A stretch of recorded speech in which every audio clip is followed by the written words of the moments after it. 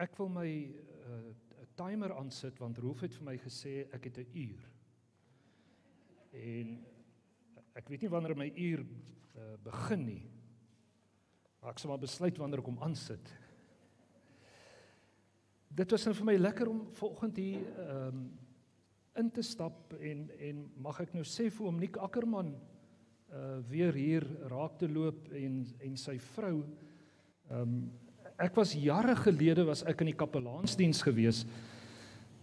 Sy vrou vra vir my of ek nog van hom Nick hou. Toe sê ek wel, ek het nooit onder hom gewerk nie, so daarom het ek nog altyd van hom gehou. Maar ek sal nooit vergeet nie. Miskien het hy al vergeet, maar ek het 'n kursus bygewoon wat hy moes aanbied. En die een ding wat ek onthou is wat hy gesê het, as jy as kapelaan in 'n eenheid aankom, dan moet jy nooit dit net as vanselfsprekend aanvaar dat daai grond is nou jou gebied nie. Jy sal moet beklei vir elke stukkie grond in daai eenheid. En as jy dit het, sal jy jou kloue moet inslaan en dan moet jy daai stukkie grond behou. Moenie dit net vanselfsprekend aanvaar nie. Nou as ek aan die storie vanoggend dink, dan wil ek nou sê, Rolf, ek aanvaar dit nie net as vanselfsprekend dat ek nou vanoggend hier by julle moet wees nie. Dankie vir die uitnodiging. Dit is vir my lekker om by julle te wees en ek hoop regtig dat ek sou iets kon toevoeg vanoggend oor hierdie gesprek dieper in die hart van die Vader in. Maar ek wil tog voordat ons begin vra, kom ons sit net vir 3 minute. Dan haal ons net vir 3 minute asem. Ek hou vir ons gewoon die tyd. Julle sal die klokkie hoor lui wanneer die stilte begin en dan lui die klokkie weer en dan begin ek verder te praat. So 3 minute net sommer om te sit, jou kop hier te kry en stil te raak.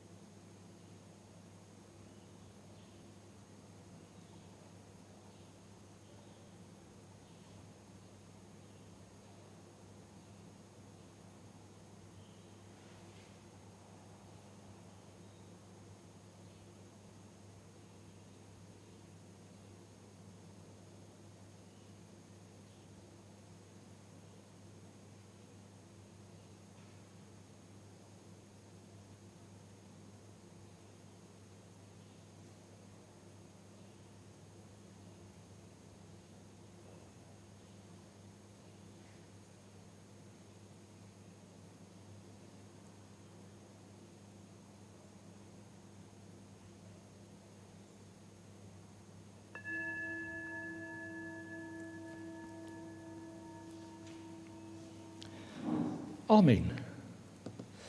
En my tyd begin nou, Rolf. Ek wil begin deur 'n teks te lees. Dan gaan ek 'n paar uitgangspunte stel. En dan gaan ek iets sê oor hierdie ding. Dis 'n trellis, né? Ons het probeer uitvind in die week, wat noem jy hierdie ding? Is dit 'n traliewerk of 'n latwerk? Maar in Engels is dit 'n trellis. Ek sal nou iets sê oor die trellis. Kom ek lees net eers Paulus se teks, ons tema dieper in die hart van die Vader in. Ek gaan vir julle papier gee na die tyd met al die inligting. Hoef nie te skryf nie, kan net te luister. 2 Petrus 1 vers 33. Sy goddelike krag het ons immers reeds alles gegee wat ons nodig het vir 'n godvreesende lewe. Nou wil ek in versoeking gaan en nou begin preek. Daai woordjie godvreesend sukkel ons om te vertaal. Eusebia, 'n geheiligde lewe, 'n toegewyde lewe.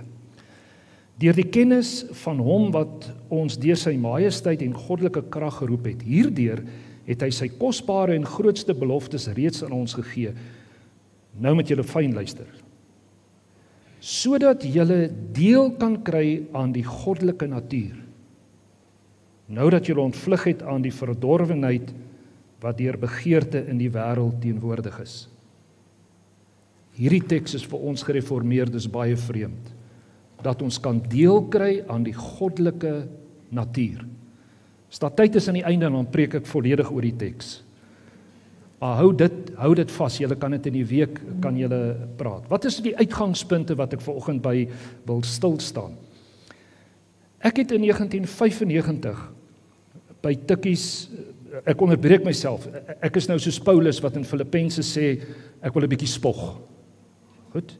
Ek het in 95 het ek my doktorsgraad by Tikkies klaargemaak. Ek is net daarna is ek af Langebaan weg toe as kapelaan. Ek het toe by die bestuurskool van Stellenbosch die senior bestuursprogram voltooi. Ek was slim geweest. Ek het alles verstaan. Dit wat ek nie verstaan het nie was van die duiwel. Maar God kon my ook nie meer verras nie. Ek het hom ook uitgepluis gehad. En toe in 97 word ek genooi om op 'n ekumeniese toer na Egipte te gaan.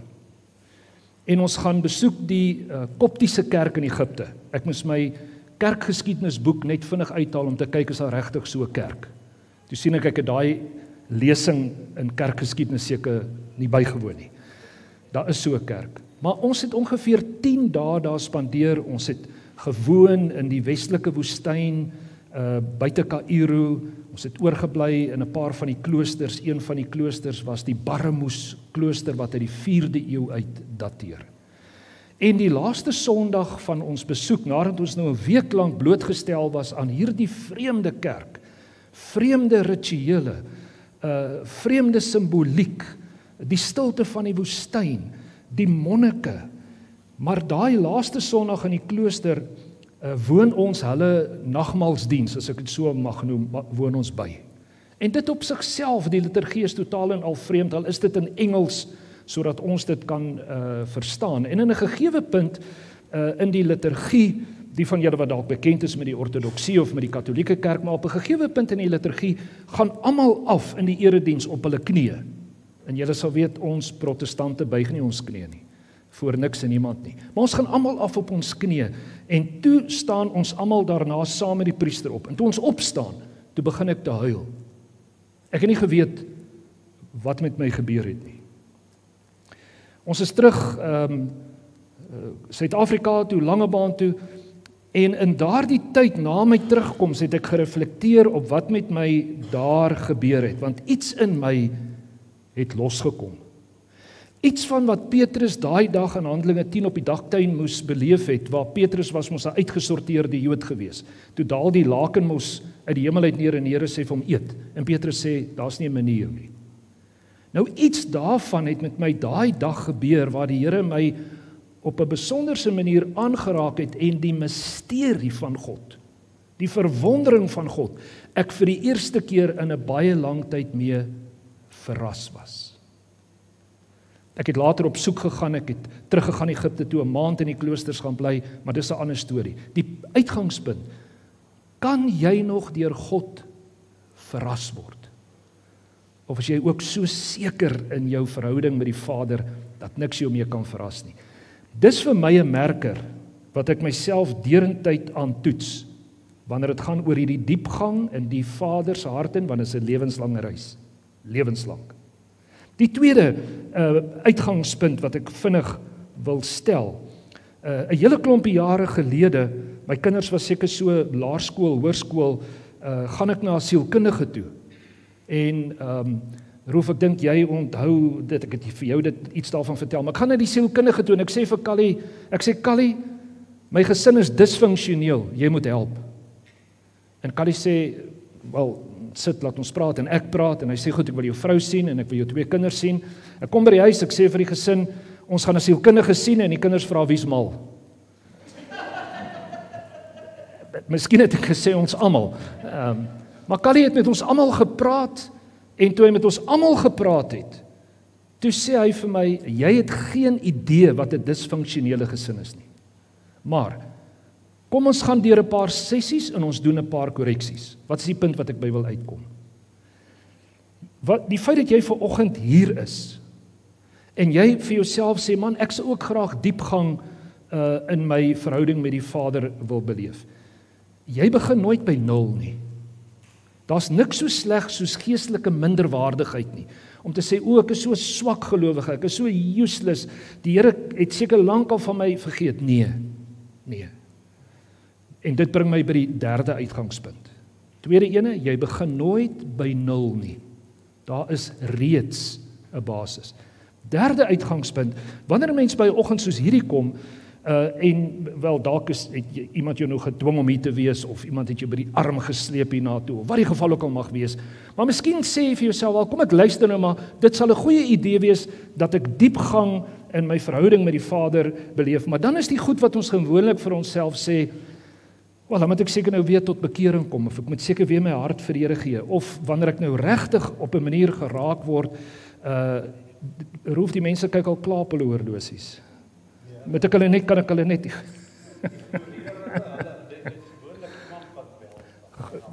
Goed. Ons het 'n dierbare persoon in ons gemeentehuis, en hy's Roost in ons huis vir liggaamlik verstandelik gestremdes. Hy het 'n pragtige brief, hy's nie in ons gemeente, 'n pragtige brief geskryf, dit het hom 'n uur gevat, waarin hy sê, in hierdie gemeente wil hy doodgaan. Maar as die oomblik as ek begin preek, dan sit Johan met sy horlosie, dan kyk die horlosie, dan kyk die horlosie. Goed, kom ons kom terug. Die derde uitgangspunt van as jy nou besluit, jy wil dieper in die hart van die Vader, dan kan jy nou dalk nou vir jou sê, wel, miskien moet ek nou weer tot bekering kom, of my eerste bekering was dalk nie werklik gewees nie. Wat dit ook al mag wees, wil ek vanoggend vir jou sê, nee. Paulus sê in Kolossense 1:27, die geheimenis, die misterie, is Christus is in julle. Christus is in julle. Nou, jy sit nou hier en sê, nee, dit is so. Maar die oomblik as ek dit nou net 'n bietjie verander en ek vir jou sê, God is binne in jou, dan begin jy nou klaar te wonder. Want as ek vir jou eers moes gevra het, waar is God? Dan sou jy dalk soos die rugbyspelers gemaak het. Né? Daardie beginsel is een van die beginsels wat ek in 97 tot vandag toe op my reis dieper in die hart van die Vader myself elke dag aan herinner, God is hier. En as jy nou niks onthou van hierdie hele oggend nie, dan wil ek net hê jy met die res van die week vir jouself sê, God is hier binne in my. Laaste vinnige opmerking.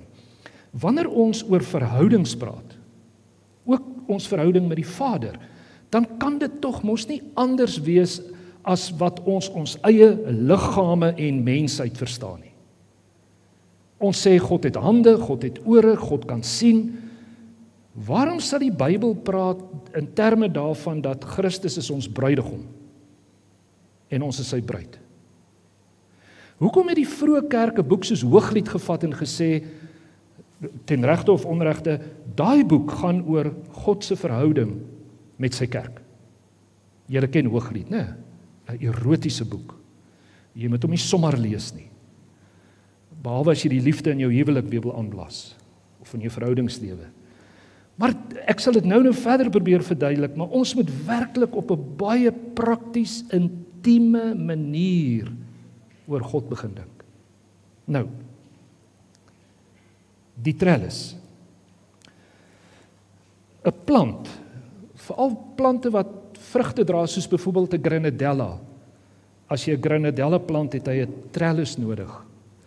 En soos die grenadella plant opgroei, klouter hy teen die trellis uit en klou hy aan die trellis. En die trellis help dat die grenadella plant se vrug lekker mooi sterk ontwikkel.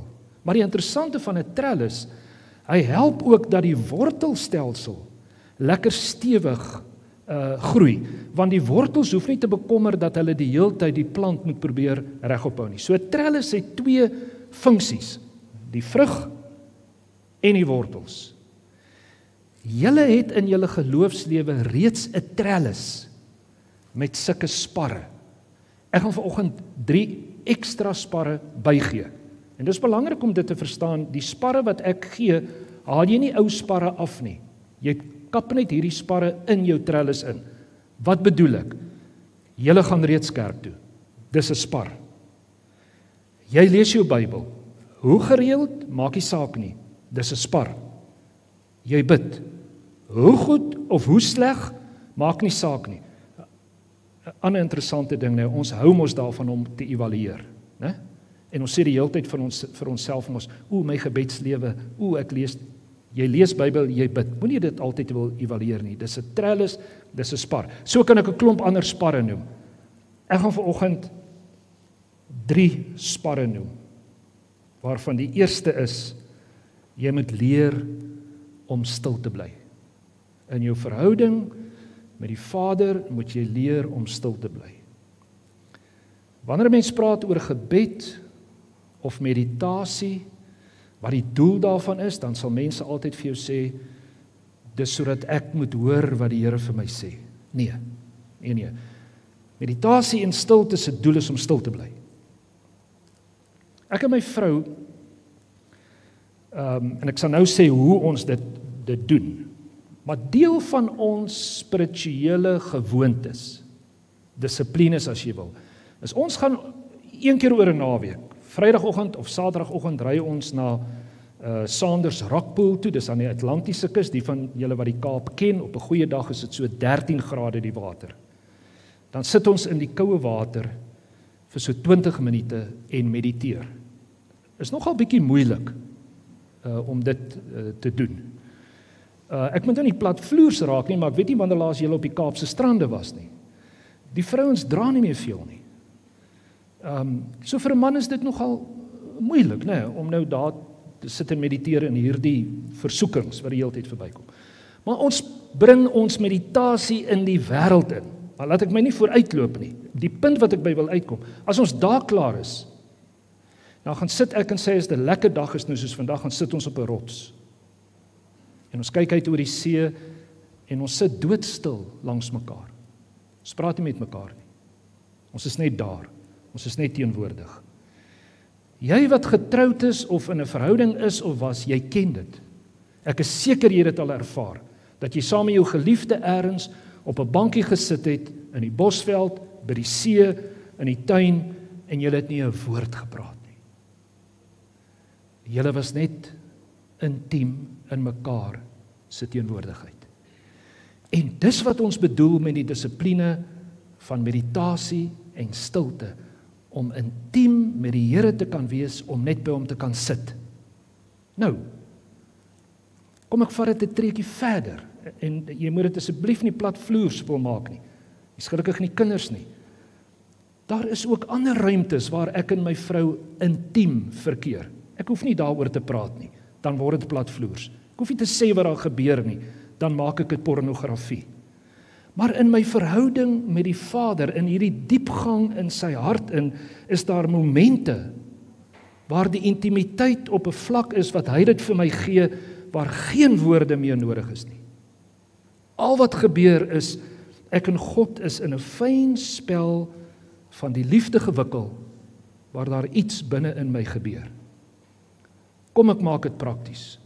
Hoe kan ek hierdie dissipline van stilte, hoe kan ek dit prakties maak, hoe kan ek dit beoefen?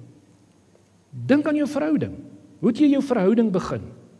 Met jou lewensmaat, met jou geliefde. Daar's natuurlik 'n punt wat jy mos nou begin praat het, maar jy het goed gedoen. Jy het ruimtes ingerig. Jy het saam gaan eet, jy het saam gefliek, jy sit saans rondom die tafel. Hierdie dissipline wat ek in my eie lewe doen, is ek het 'n plekkie waar daar 'n kers is. Daar's ander goedjies ook wat vir my mooi is. Ek hou van die skoonheid van gebed. Moet 'n ruimte wees wat vir my mooi en aangenaam is, wat ek by gaan sit. My selfoon is af. Ek stel my horlosie, my wekker vir 20 minute. Ek sal aanbeveel as jy hierdie dissipline wil begin met 5. Wat soos met enige iets moet jy gewoond raak daaraan en fiks word daaraan. Stel jou wekker vir 'n periode van tyd. Want as jy nie jou wekker stel nie, as jy nou besluit van môre af gaan ek tyd in stilte met die Here spandeer, dan gaan sit jy nou, dan as jy dink jy het nou al 'n halfuur gesit, dan kyk jy op jou horlosie, dan sien jy, daar's nou 'n minuut verby. En jy was met 'n klomp goed ander besig. So stel jou horlosie dat jy weet, dis my tyd. Dan neem jy 'n gebedswoord. Kom Here Jesus, Abba Vader, God is liefde, wat dit ook al mag wees. En jy herhaal daai gebedswoord sag, onhoorbaar, herhaal jy in jou stilte, want jy wil jou gedagtes fokus. Jy wil nie jou kop leeg kry nie. 'n Normale mens se brein is die hele tyd besig. Jy wil jou gedagtes fokus, jy wil gedagtes net soort van half laat verdiep. En vir daai periode van tyd herhaal jy jou gebedswoord. Dis jou tyd waar jy saam met God op die rots in die son by wyse van spreuke sit, of op die bankie onder die boom. Jy is net daar. Jy's net in sy teenwoordigheid. En dan, na 15-20 minute, as die alarm afgaan, dan sluit jy rustig met 'n gebed en jy kom uit jou stilte uit en jy gaan aan met jou normale roetine. Nou, miskien klink dit nou vir jou alles vreemd. Terug op die rots saam met my vrou. As ek en sy nou daar op die rots moet lê, of op die bankie moet sit, en ek moet nou vir haar na 5 minute opstaan en vir haar sê, hoor, hierdie is daarom nou 'n mors van tyd. Kan jy jou dink hoe sy nou sal moet reageer, né? Maar ons doen dit heel dikwels met die Here. As ek vir jou sê, sit by die Here vir 'n periode van tyd, sonder om te bid, sonder om te praat, jy's in sy teenwoordigheid, want God is die weser.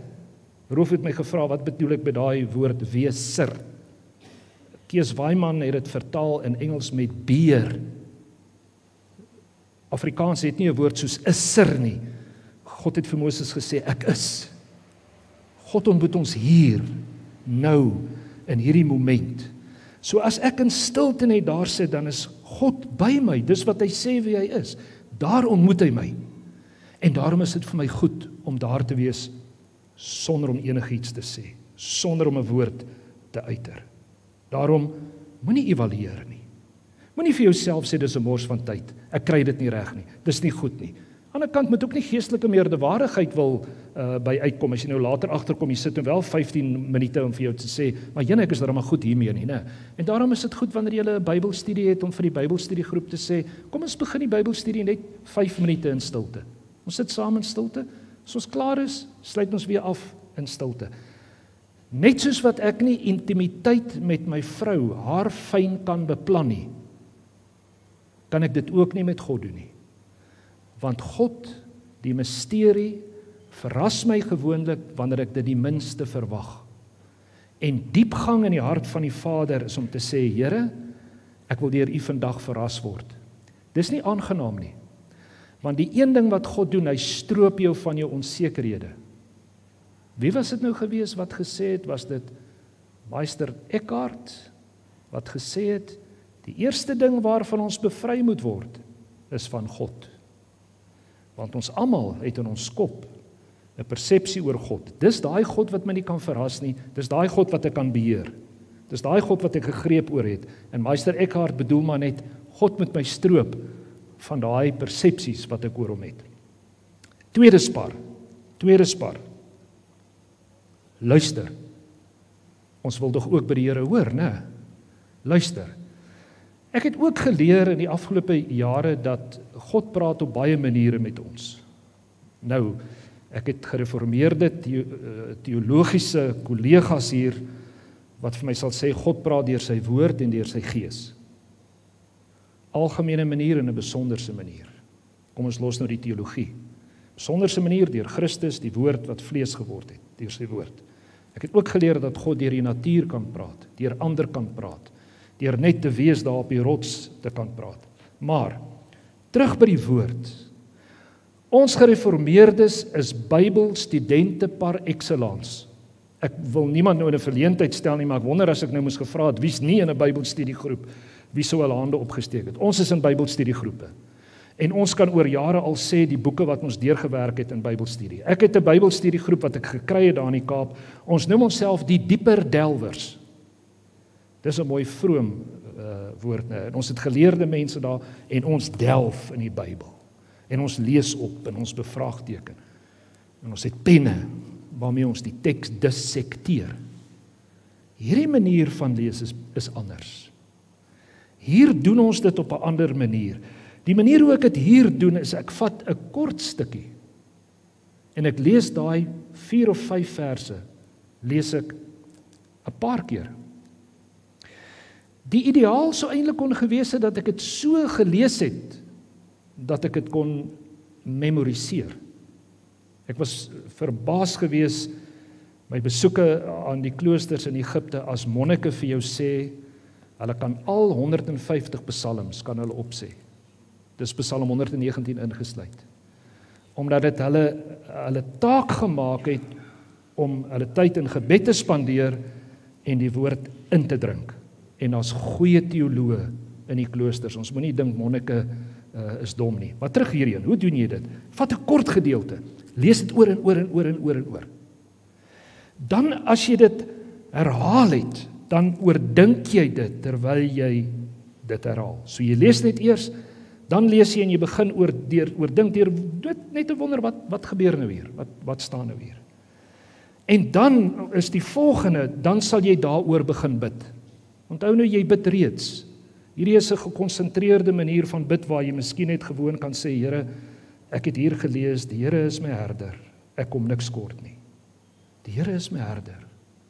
Here, wat sou dit beteken vir my? Wat wil U hê moet ek as skaap vir U doen? Iets in daai lyn. En dan daarna kan jy dit met jou stilte koppel en dit jou gebedswoord maak en dan gaan jy verder in stilte in. Kom ek herhaal dit weer. Jy lees 'n gedeelte. Wat sê die teks vir my? Wat dink ek? Wat hoor ek? Ek lees dit weer en weer en weer. Ek mediteer dit. Ek sê dit later op. Ek kyk of ek dit kan onthou. 'n Volgende vraag as ek daaroor begin bid, is om te sê, wat sê ek vir die Here in reaksie hierop? En dan die laaste fase is, ek sal in die week begin terugkyk en sê, Here, wat wou U vir my gesê het? God is ewig en daarom is hy tydsaam. Ons is tydelik, daarom is ons hastig. Ons is supersonies. Ons trek al daar, dan is God nog hier. 'n Voorbeeld. In hierdie afgelope 23 minute wat ek praat, wat ons glo God hier is, waar was jou gedagtes nou al oral? Dink gou by jouself, waar was jy nou al oral in jou kop? Ons is gewoonlik in ons koppe, en hierdie is 'n kort verposing, net weer om julle koppe hier te kry. Ons is gewoonlik in ons koppe, of in die verlede. Gister was nie te sleg nie, Vrydag, verlede week, verlede maand, 40 jaar gelede, toe dit nog goed gegaan het. Of ons is ergens in die toekoms. Wat moet môre alles by die kerk gebeur? Wat moet ek volgende week doen? Of ons is in 'n droomwêreld, as ek tog net die lotto kan wen, as my skip net kan inkom. Ons is baie selde hier in die oomblik, net hier. En wanneer ek hierdie latte begin inkap, is die bedoeling daarmee dat dit my ook in my lewe hier en in die moment sal bring. Sodat ek in die week deurgaan sal vra, Here, is U nog by my? Die Here kan ons natuurlik mos nooit verlaat nie, nee, ons bid graag, Here bly by my. Maar by wyse van spreke, Here U is tog my maandag, ek is al by Vrydag, sodat die Here by my hier kan ontmoet. Kom ek maak dit ook prakties.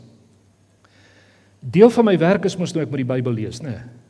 Ek moet elke Sondag preek. Klein gemeentetjie, ek preek elke Sondag. Die gemeente is so dankbaar dat ek weg is hierdie naweek. Iemand anders preek. So ek begin Maandag, begin ek die teks lees vir Sondag. So Maandag begin ek die teks lees. Dinsdag lees ek weer die teks. Dan moet ek nou begin vra, maar wat sê hierdie teks vir my? Want my uitgangspunt is, ek kan nie vir die gemeente gaan sê wat die teks vir hulle sê nie. Ek moet vir hulle sê wat die teks vir my sê. Dis nie maklik nie, nê? Want ek is 'n bietjie in 'n drukgang. Ek verkies dit dat die Here vir my Woensdag al sal sê wat hy vir my wil sê. Woensdag lees ek weer die teks, dan begin ek die preek skryf. Hy moet klaar wees Donderdag, want Vrydagoggend gaan hy in die gemeente in. Ons het die gebruik by ons, die dominee se preek word uitgetik en hy word in die gemeente ingestuur. Ek sal nie, ek het dit pause, delete.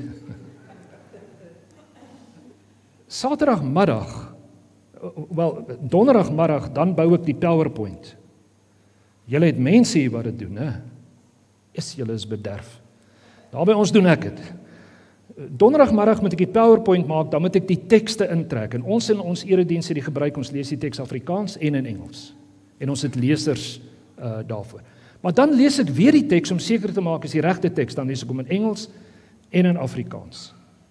Ag, en sonder om arrogant te probeer klink, ek het dit nou ook al bietjie probeer kyk, wat sê die Grieks in die week en. Die punt is net, ek bly met die teks besig. Vrydag lees ek die Bybel nie. Saterdag lees ek ook die Bybel nie. Tot Saterdagmiddag net voor rugby, dan stuur die oralis sy laaste liedere wat hy speel met kollekte en na die diens. Dan kyk ek gou weer die PowerPoint deur, maak seker alles reg en ek lees weer die teks. En Sondagoggend is my gebruik, ek staan vroeg op, gaan weer deur die PowerPoint, lees weer die teks. Maar nou is die preek klaar. Nou is die ergste. Nou kom ek Sondagoggend op die preekstoel. Preek is uitgeskryf. Ek lees of ek luister terwyl die teks gelees word. Nou is die ergste. Ek hoor iets vir die eerste keer.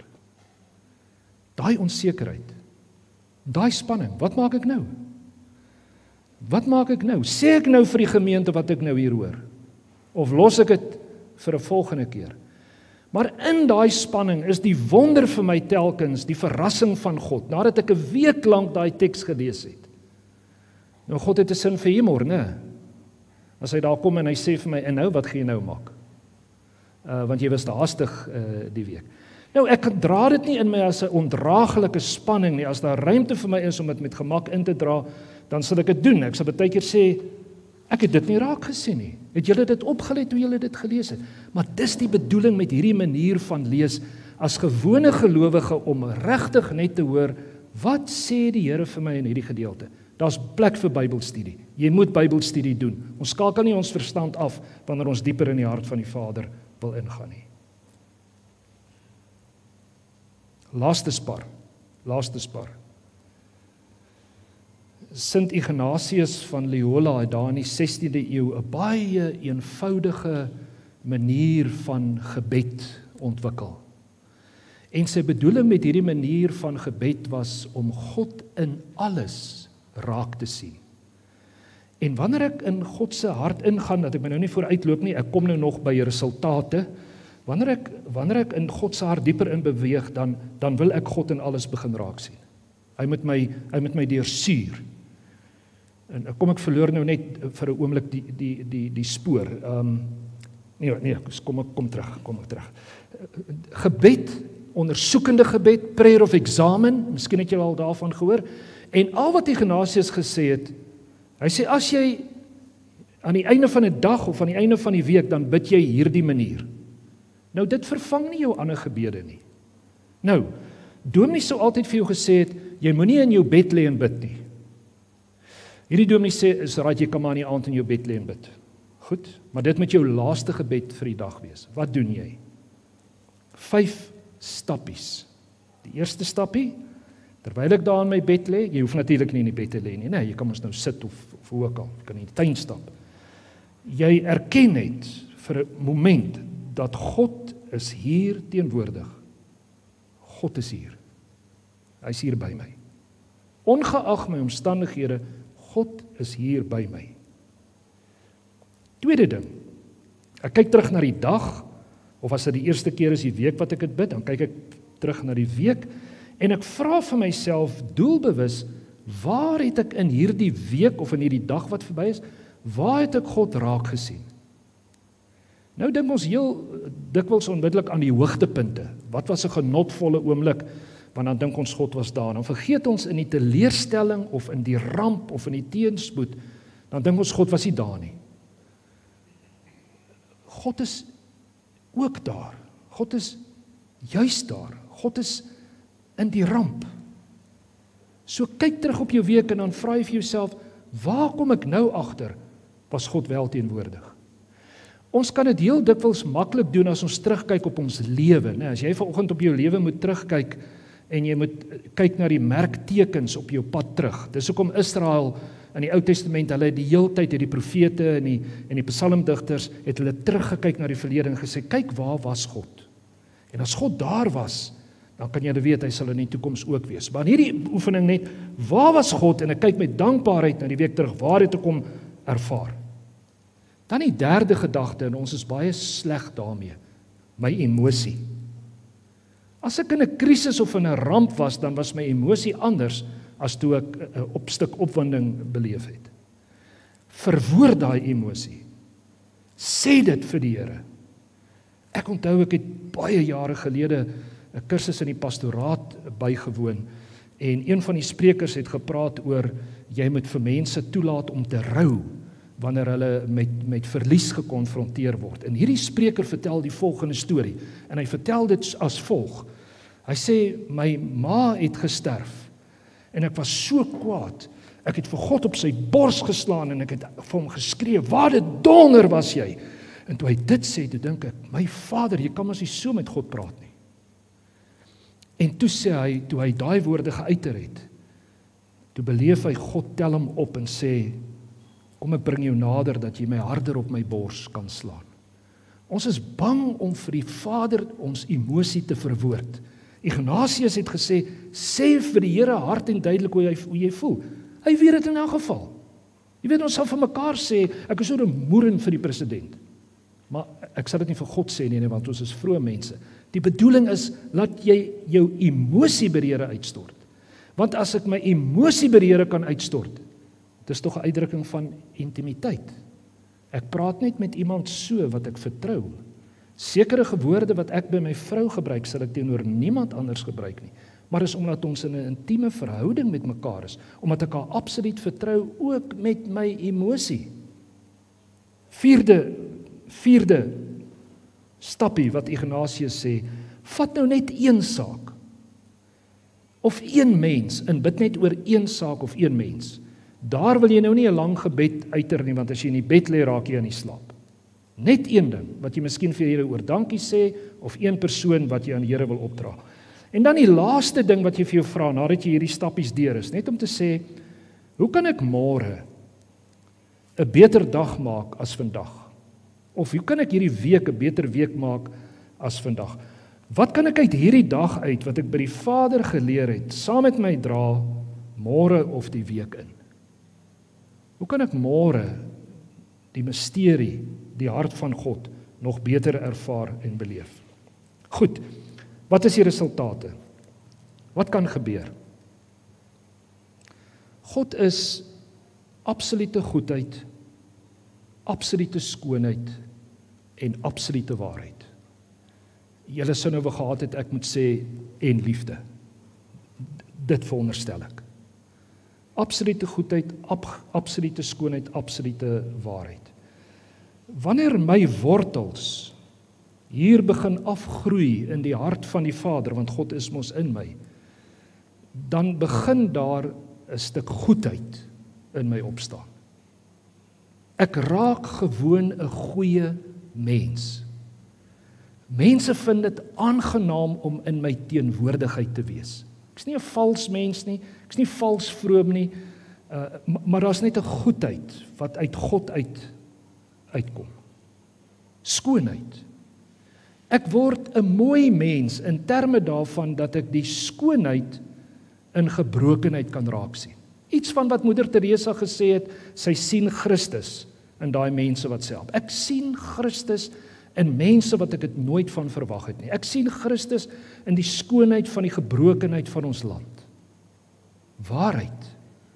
Daar staan 'n nuwe waarheid in my op. Nie hierdie ding van ek is reg en jy's verkeerd nie. Want dis mos hoe ons Christene graag redeneer, né? Ek het die waarheid.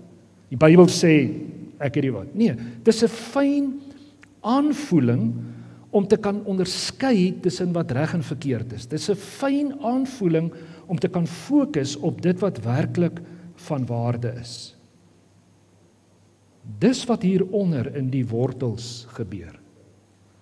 En dan die vrug, baie eenvoudig, Galasiërs 5. Dan begin die vrug in my opstaan.